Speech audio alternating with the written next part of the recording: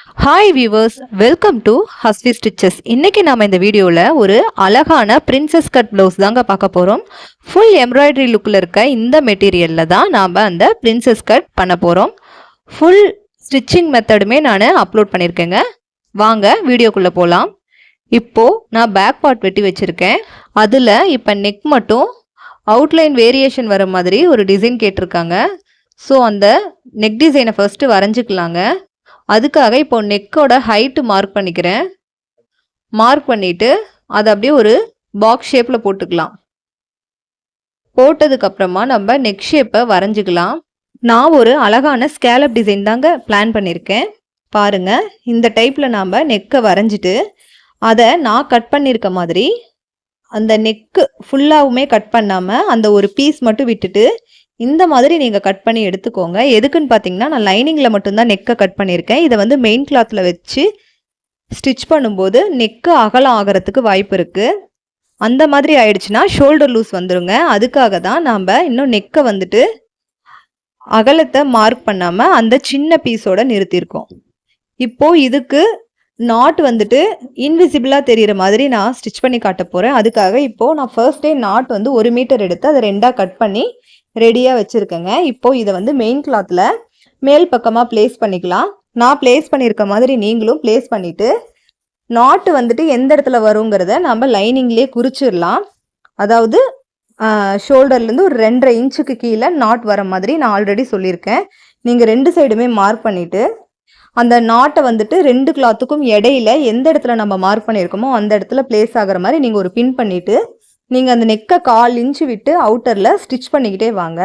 அந்த neck shape எப்படி இருக்கோ சேம் அதே மாதிரி நீங்கள் ஸ்டிச் பண்ணணும். எந்த இடத்துலையும் வந்துட்டு நீங்கள் மாற்றிடக்கூடாது. ஏன்னா நீங்கள் கட் பண்ணுறத விட ஸ்டிச் பண்ணுறதுல தான் வந்துட்டு அந்த நெக் ஷேப் வந்துட்டு ஃபினிஷிங் லுக் வரும். சப்போஸ் எனக்கு நெக்கு வந்து அதே ஷேப்பில் வர மாட்டேங்குது, அந்த ஷேப்லேயே என்னால் ஸ்டிச்சை கொண்டு வர முடியலன்னு நினைக்கிறவங்க அதில் ஒரு 1/4 இன்ச்சு தள்ளி ஃபஸ்ட்டு வந்துட்டு ஒரு பென்சிலில் அந்த நெக்கை மார்க் பண்ணிவிட்டு அந்த மார்க்கிங் மேலேயே வந்துட்டு நீங்கள் ஸ்டிச் பண்ணிவிட்டு வாங்க. இந்த மெத்தட் வந்து ரொம்பவே பிகினர்ஸ்க்கு வந்து யூஸ்ஃபுல்லாக இருக்கும். நீங்கள் இப்படி பண்ணும்போது உங்களுக்கு அந்த ஸ்டிச் வந்து கரெக்டாக 1/4 இன்ச்லேயும் வந்துடும். சேம் டைம் உங்களுக்கு நெக் ஷேப்பு மாறாமலும் நம்ம பண்ணிடலாம். அவ்வளோதாங்க. நான் நெக்கு வந்துட்டு சுற்றிலும் வந்து ஸ்டிச் பண்ணி எடுத்தாச்சு. இப்போ அதை வந்து கட் பண்ணிக்கிறேன். கட் பண்ணிவிட்டு சுற்றிலும் அந்த கர்வுக்கெலாம் வந்துட்டு கிராஸ் நாச் கொடுக்குறேன். கிராஸ் நாச் கொடுக்கும்போது இது வந்து எம்ப்ராய்டரி ப்ளவுஸுங்கிறதுனால உங்களுக்கு சில இடத்துல வந்துட்டு அந்த எம்ப்ராய்டரி மேலே ஸ்டிச் கொடுக்குற, அதாவது இந்த கிராஸ் நாச் கொடுக்குற மாதிரி வரும். அந்த சமயத்தில் கொஞ்சம் பார்த்து பண்ணுங்கள். ஸ்டிச் மேலே பட்டுட்டு கொஞ்சம் எக்ஸஸாக வெட்டிட்டா மறுபடியும் அதை வந்துட்டு நம்ம ஆல்ட்ரு பண்ண வேண்டியது இருக்கும். அதனால் ரொம்ப பொறுமையாக வந்துட்டு எந்தெந்த இடத்துலலாம் அந்த எம்ப்ராய்டரி அந்த ஒர்க்கு வரலையோ அந்தந்த இடத்துலலாம் நீங்கள் கிராஸ் நாச் கொடுத்துட்டே வாங்க. இப்போ நான் கொடுத்துட்டேன். இப்போ கிளாத்தை வந்து திருப்பி நம்ம அந்த நெக் ஷேப்பெல்லாம் கரெக்டாக வந்துட்டு ப்ரெஸ் பண்ணி எடுத்துக்கலாம். இந்த கிளாத் வந்து ரொம்ப மொத்தமாக இருக்கிறதுனால நான் உள்ளே எந்த வித லைனிங்கும் கேன்வாஸும் கொடுக்கலங்க. ஏன்னா எம்ப்ராய்டரி கிளாத்தே வந்துட்டு நல்ல மொத்தமாக இருக்கும். ஸோ நீங்கள் வெறுமனே லைனிங்கை மட்டும் வச்சு நெக்கை வந்துட்டு கரெக்டாக ஒரு 1/4 இன்ச் அவுட்டரில் தையல் விட்டு தைச்சி திருப்பிக்கிட்டாவே போதும். அதுவே உங்களுக்கு நல்ல ஸ்டிஃப்னஸை கொடுக்கும்.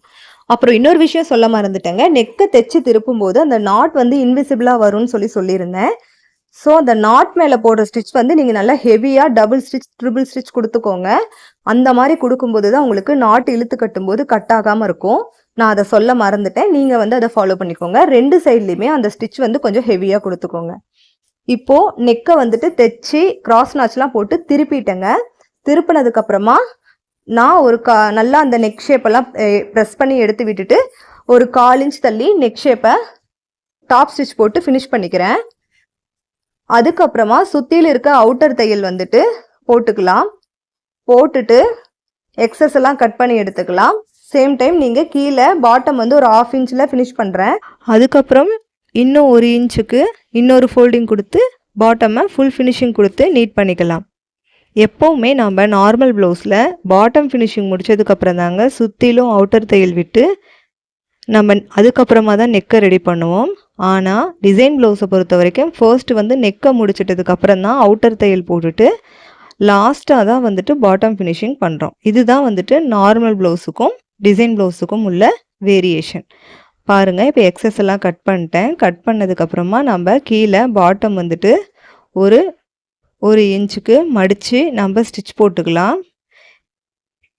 இது வந்து வெறும் எம்ப்ராய்டரி ப்ளவுஸ் தாங்க. இதுலேயே ஸ்டோன் ஒர்க் வந்த மாதிரியே இருக்குது. அந்த ஸ்டோன் ஒர்க்லாம் பண்ணும்போது ரொம்ப கவனமாக பண்ணணும். ஸ்டிச்சஸ் வர இடத்துலலாம் ஃபர்ஸ்ட் வந்து ஸ்டோனை ரிமூவ் பண்ணணும். அது வந்து ரொம்பவே வேலை வாங்குங்க. இது வந்து பிளைன் எம்ப்ராய்டரிங்கிறதுனால நமக்கு கொஞ்சம் ஈஸியாக இருக்குது. இப்போ வந்து பாருங்கள், நாட்டை வந்துட்டு நான் கட்டி காட்டுறேன் எவ்வளோ லென்த் இருக்குன்ட்டு. எப்பயுமே நாட் கட்டி விட்டோம்னா கீழே ப்ளவுஸுக்கு கீழே லென்த்து போகக்கூடாது. அப்படி இருந்தால் தான் வந்துட்டு நமக்கு நாட்டு சரியான அளவில் இருக்கிறதா அர்த்தம். இப்போது பேக் டாட் பிடிச்சிக்கலாம். பேக் டாட் வந்து ஒரு 1/2 இன்ச்சு அகலத்தில் 3லேருந்து 4 இன்ச்சு ஹைட்டில் வந்து நீங்கள் பேக் டாட் பிடிச்சிக்கோங்க 2 சைடுமே. பாருங்கள், பேக் டாட் நல்லா க்ராஸாக கொண்டு வந்து முடித்ததுனால 2 பேக் டாட்டுமே வந்துட்டு எந்த சுருக்கமும் இல்லாமல் நீட்டாக இருக்குது.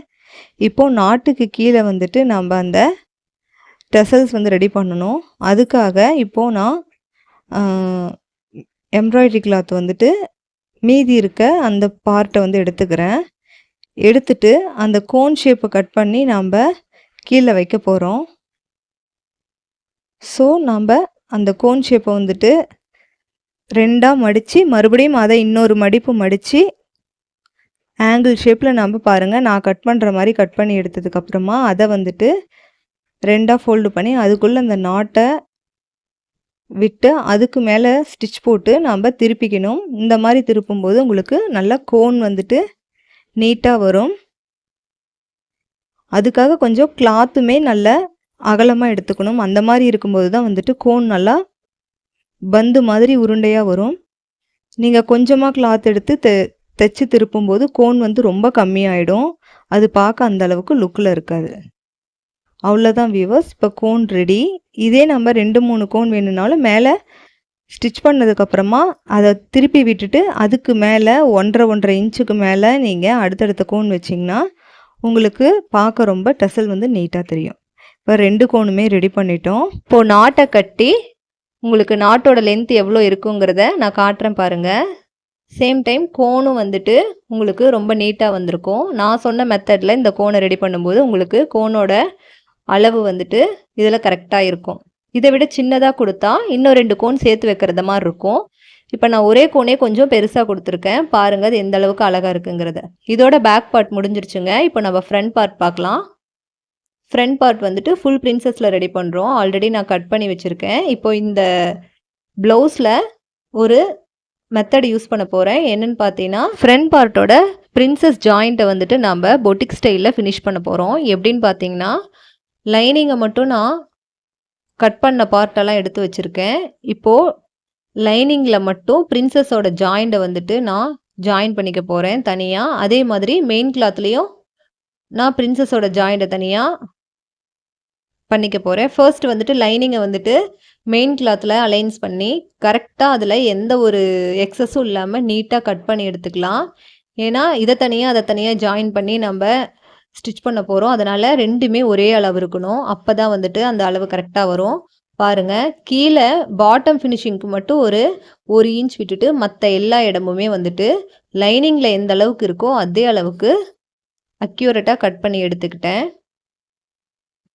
இப்போது பிரின்சஸ் பார்ட்டையும் கட் பண்ணியாச்சு. இப்போது நெக் பார்ட்டையும் கட் பண்ணுறேன். அதே மாதிரி கீழே பாட்டமில் மட்டும் 1 இன்ச் விட போகிறேன். விட்டுட்டு மீதி இருக்க எல்லா எக்ஸஸுமே வந்துட்டு கரெக்ட் பண்ணி நம்ம லைனிங்கோட அளவு எப்படி இருக்கோ அதே அளவு நம்ம மெயின் கிளாத்தையும் வெட்டி எடுத்துக்கிறோம். பாருங்கள், பாட்டம் ஃபினிஷிங்க்கு ஒரு 1 இன்ச் மட்டும் விடுறேன். அதையும் வந்துட்டு இந்த கிராஸ் எல்லாம் கரெக்டாக எடுத்துட்டு மீதி இருக்க நெக்கோட அளவு எல்லாமே வந்துட்டு நான் கட் பண்ணி எடுத்துட்டேன். எடுத்ததுக்கப்புறமா நம்ம பிரின்சஸோட பார்ட் வந்துட்டு லைனிங்கில் தனியாக மெயின் பார்ட்டில் தனியாக ஜாயின் பண்ண போகிறோம். பாருங்கள், ஃபர்ஸ்ட் இப்போது லைனிங்கில் ஜாயின் பண்ணிக்கலாம். பிரின்சஸ் பார்ட் ஜாயின் பண்ணும்போது ஆல்ரெடி நான் சொல்லியிருக்கேன், எந்த கிளாத்தையும் இழுக்கக்கூடாது. கரெக்டாக ஒன்று மேலே ஒன்று அட்டாச் பண்ணிக்கிட்டே வரணும். எந்த இடத்துலையும் இழுத்துறக்கூடாது, சுருக்கம் வந்துடும். அதனால் நீங்கள் பார்த்து கரெக்டாக சுருக்கம் வராத மாதிரி ஸ்டிச் பண்ணிட்டே வாங்க. அதே மாதிரி ஆர்ம் சைட்லேருந்து தான் வந்துட்டு கீழே வரணும். நீங்கள் கீழேருந்து மேலே ஜாயின் பண்ணக்கூடாது. நான் லைனிங்கில் ஒரு ஸ்டிச் போட்டு அதை கரெக்டாக படிய வச்சு ஒரு டாப் ஸ்டிச் போட்டு எடுத்துக்கிட்டேன். அதே மாதிரி இன்னொரு சைடுமே நாம் ஸ்டிச் பண்ணி எடுத்துக்கலாம். கரெக்டாக லைனிங்கை வந்து ஆப்போசிட் சைடு வர மாதிரி நீங்கள் ஃபஸ்ட்டே ப்ளேஸ் பண்ணி வச்சுக்கோங்க. அப்போ தான் லெஃப்ட் அண்ட் ரைட் கரெக்டாக வரும். நான் திரும்ப திரும்ப சொல்கிறேன், நீங்க ஒண்ணு முடிச்சுட்டு அடுத்தது ரெடி பண்ணும்போது, உங்களுக்கு லெஃப்ட் அண்ட் ரைட் ப்ராப்ளம் கண்டிப்பா வரும். அதனால ஃபர்ஸ்ட்டே 2யும் ஆப்போசிட் சைட்ல வச்சு பிளேஸ் பண்ணிட்டு, அதுக்கப்புறமா ஸ்டிச் பண்ணுங்க. இப்போ 2லயுமே வந்துட்டு நம்ப ஒரு ஸ்டிச் போட்டு, அத படிய வச்சு ஒரு டாப் ஸ்டிச் போட்டுக்கிட்டோம். அதே மாதிரி மெயின் கிளாத்லயும் வந்துட்டு நம்ம அண்டர் ஆர்ம்ல இருந்து கீழ பாட்டம்க்கு அந்த பிரின்சஸ் பார்ட்ட ஜாயின் பண்ணிக்கலாம். எப்பயுமே பிரின்சஸ் பார்ட் மேலேருந்து ஜாயின் பண்ணுங்க. ஏன்னா கீழ எக்ஸஸ் வந்தாலும் அத நம்ப வெட்டி எடுத்துட்டு மடிச்சுக்கலாம். ஆனா அண்டர் ஆர்ம் கிட்ட அந்த மாதிரி எக்ஸஸ்லாம் வரக்கூடாது. கரெக்டான அளவு இருக்கணும். ஸோ நீங்க மேலேருந்து கீழ ஜாயின் பண்ணுங்க. இதே மாதிரி 2 பார்ட்டையுமே ரெடி பண்ணிக்கலாம். இதையும் நீங்க ஆப்போசிட் சைட்ல வச்சு பின் பண்ணிக்கோங்க. பின் பண்ணதுக்கு அப்புறமா நீங்க ஸ்டிச் போடுங்க. அப்பதான் உங்களுக்கு எந்த ஒரு கன்ஃப்யூஷனும் இல்லாம கரெக்ட்டா லெஃப்ட் அண்ட் ரைட் பார்ட் கரெக்ட்டா வந்துரும். இப்போ இதுல வந்துட்டு நான் டபுள் ஸ்டிச் போட்டு, அதே மாதிரி படிய வச்சு ஒரு டாப் ஸ்டிச் போட்டுக்கிறேன். அதே மாரி படிய வைக்கும்போது, அத வந்துட்டு நீங்க சைடு ஜாயினிங் சைடு திருப்பி தான் நீங்க படிய வைக்கணும். கழுத்து பக்கம் வந்து அந்த பிசுறு வர மாதிரி நீங்க டாப் ஸ்டிச் போடக்கூடாது. நீங்க அத சைடு ஜாயின் பக்கம் உள் பக்கமா எடுத்து விட்டு, அது மேல தான் நீங்க ஒரு டாப் ஸ்டிச் போடணும். பாருங்க, இப்ப அடுத்தது வந்து மெயின் கிளாத்த இன்னொரு சைடையும் நானு அதே மாதிரியே டாப் ஸ்டிச் போடுறேன். கரெக்ட்டா நாம உள் பக்கம் கைய விட்டு சைடு ஜாயினிங் பகுதியில நீங்க அந்த ஸ்டிச்சஸோட எக்ஸஸ் கிளாத்த நீங்க பிளேஸ் பண்ணிட்டு நீங்க ஸ்டிச் போட்டே வாங்க டாப் ஸ்டிச். இப்போ நெக்க வந்துட்டு அடிச்சு திருப்ப போறோம். இது ஆல்ரெடி நான் சொல்லியிருக்கேன் இல்லையா? இது எம்ப்ராய்டரி கிளாத்து. ஸோ ரொம்ப மொத்தமா இருக்கும். நீங்க வந்துட்டு உள்ள எந்த ஒரு எக்ஸ்ட்ரா லைனிங்குமே குடுக்காம நெக்க ஸ்டிச் பண்ணி திருப்பலாம். நல்லா ஸ்டிஃப்னஸா இருக்கும்னு சொல்லி சொன்னேன். இப்போ அத தான் நானும் பண்றேன். அப்படியே நெக்க வந்துட்டு லைனிங்கோட வச்சு அடிச்சு ஒரு 1/4 இன்ச் அவுட்டர்ல தையல் விட்டு, நீங்க கிராஸ் நாட்ச் எல்லாம் கரெக்ட்டா அந்த கர்வுக்குலாம் கரெக்ட்டா குடுத்துட்டு, நீங்க அத திருப்பி ஒரு டாப் ஸ்டிச் போட்டு, நீங்க உள்பக்கமா நெக்க திருப்பி எடுத்ததுக்கப்புறம், அதையும் திருப்பி, நீங்க இன்னொரு 1/4 இன்ச் தள்ளி நெக்க வந்துட்டு ஃபினிஷ் பண்ணிக்கோங்க. அவ்வளோதான். பாருங்க, ஃபர்ஸ்ட் வந்து நெக் லைனிங்க வந்துட்டு ஜாயின் பண்ணிக்கிறோம். ஜாயின் பண்ணதுக்கப்புறமா அந்த கிராஸ் நாட்ச் எல்லாம் குடுக்குறோம். கர்வ் ஷேப்புக்கெல்லாம். அந்த கிராஸ் நாட்ச் குடுத்ததுக்கப்புறமா அத லைனிங்க மட்டும் அந்த பிசுரோட பக்கமா திருப்பி, அந்த பிசுறு மேலேயே வந்துட்டு ஒரு டாப் ஸ்டிச் போடுறோம். போட்டதுக்கப்புறம் அந்த லைனிங்க உள்பக்கமா திருப்பி ஒரு 1/4 இன்ச்ல நாம்ப தள்ளி ஸ்டிச் போட்டு நம்ம நெக்க ஃபினிஷ் பண்ணிக்கிறோம். இப்போ பாருங்க, கீழ பாட்டம் ஃபினிஷ் வந்து ஒரு 1/2 இன்ச் மட்டும் நான் பண்ணியிருக்கேன். நான் எப்பயுமே சொல்லுவேன், பிரின்சஸ்க்கு வந்து 1/2 இன்ச் பாட்டம் ஃபினிஷ் பண்ணுங்க. அதுக்கப்புறம் 1 இன்ச் வந்துட்டு நம்ம பேக் சைடோட ஹைட் எவ்வளோன்னு பார்த்துட்டு, அதுக்கப்புறம் மீதி இருக்க எக்ஸஸ் எல்லாம் மடிச்சு நம்ம ஸ்டிச் பண்ணிக்கலாம். இப்போ 2 சைடுமே நெக்க வந்துட்டு அடிச்சு திருப்பியாச்சு. இப்ப சுத்திலும் எக்ஸஸ் கிளாத்தெல்லாம் வந்துட்டு நம்ம ஜாயின் பண்ணிக்கிறோம். ஜாயின் பண்ணதுக்கப்புறம் அத கட் பண்ணி எடுத்துட்டு, கீழ பாட்டம் ஒரு 1/2 இன்ச் மட்டும் நம்ம மடிச்சு வச்சுட்டு, அடுத்து நம்ப பேக் சைடு ஃபினிஷிங் முடிச்சதுக்கப்புறம் இத நம்ம வந்து அளந்து பார்ப்போம். அளந்து பார்த்ததுக்கப்புறமா எவ்வளோ அளவு கீழ எக்ஸ்ட்ரா இருக்கோ, அத அப்படியே நம்ம மடிச்சு ஒரு ஸ்டிச் போட்டுக்கிட்டோம்னா, நம்ம ஃப்ரண்ட் ஆர் பேக் வந்துட்டு ஒரே ஈவனா இருக்கும்.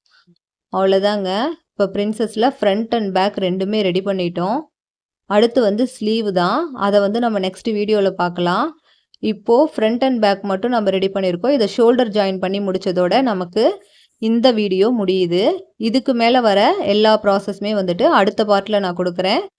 இந்த வீடியோ உங்களுக்கு ரொம்ப புடிச்சிருந்துச்சுன்னா, நம்ம ஹஸ்வி ஸ்டிச்சஸ் சேனலுக்கு சப்ஸ்கிரைப் பண்ணி சப்போர்ட் பண்ணுங்க. லைக் பண்ணுங்க, ஷேர் பண்ணுங்க.